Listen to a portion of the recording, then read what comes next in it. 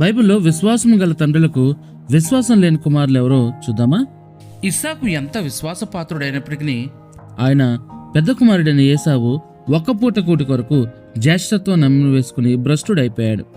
అహరోను మొదటి ప్రధాన యాజకుడు అయినప్పటికీ ఆయన కుమారులైన నాదాబు, అబీహు దేవుడికి అర్పించకూడని వేరొక అగ్నిని తీసుకొచ్చి దేవుని సన్నిధిలో తేగా వారు అగ్ని చేత కాల్చబడి చంపబడ్డారు. గిద్యోను గొప్ప న్యాయాధిపతి అయినప్పటికీ ఆయన కుమారుడైన అభిమేలకు తన సొంత రక్త సంబంధికులైన సహోదరులను 70 మందిని చంపాడు. ఏలి గొప్ప యాజకుడు అయినప్పటికీ ఆయన కుమారులైన హోప్ని, ఫినెహాసు దేవుని ముందరే వ్యభిచరించి పాపం చేసి అకాల మరణం చెందారు.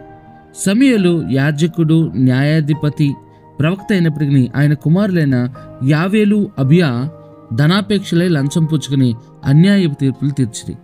తండ్రులు గొప్పవారైనప్పటికీ పిల్లలు అకాల మరణం చెందారు.